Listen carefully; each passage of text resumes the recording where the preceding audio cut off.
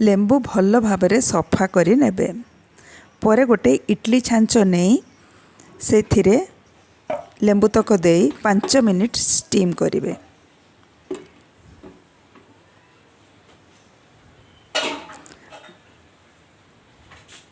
परे ताकू गोटे प्लेट रे काढ़ी नेबे।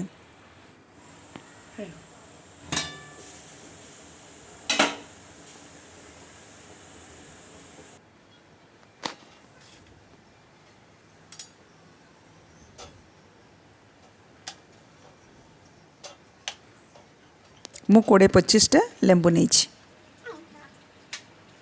पर ताको भल भाव पोछि नेबे जेमती कि से कौन प्रकार पानी रहा कथा नुहे। लेंबू तो खराब हो पर ताको टिकी टिकी करे काटी नेबे।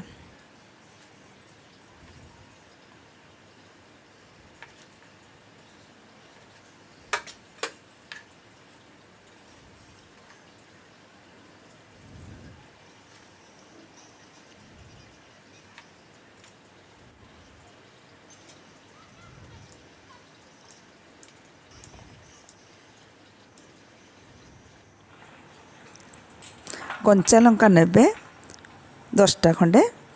तापर रसुण नेबे 10-15टा टिकी टिकी काटी पारंती नहले सेमती गोटा भी छाड़ी पारंती। बरसंग पत्र नेबे। तापर हेंगु नेबे। मु गोटा हेंगु नेइछि। कढ़ाई रे 2 टेबल स्पून तेल देबे। हेंगु तक देकी भाजी नेबे।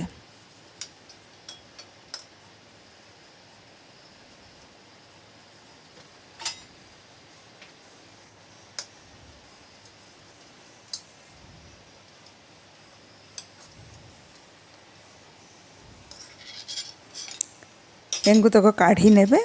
परे सेथिरे गोटे टीस्पून सोरिष देबे। आधा टीस्पून मेथी देबे।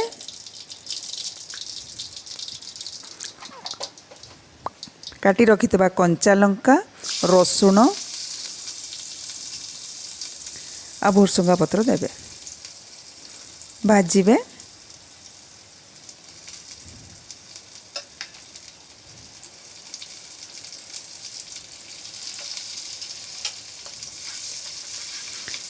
परे सेथिरे लेंबू तक देबे।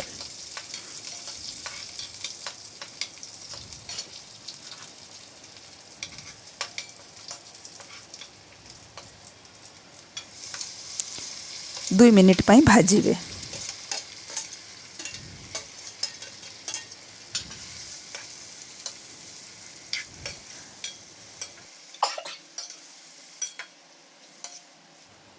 परे लूण देबे।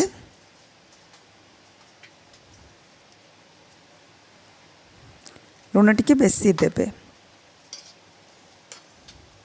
2 मिनिट घोलिबे। तापर गैस टिकु बंद कर देबे। हेंगु टिकु गुंड करिकरी सेथिरे देबे।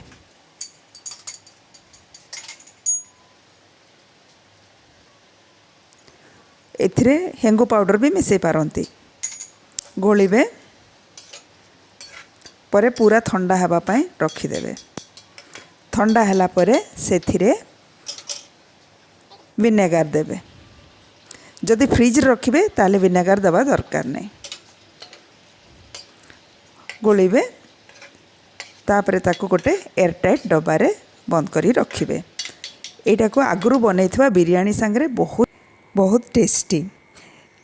भल लागिले कमेंट लाइक शेयर करिवे। धन्यवाद।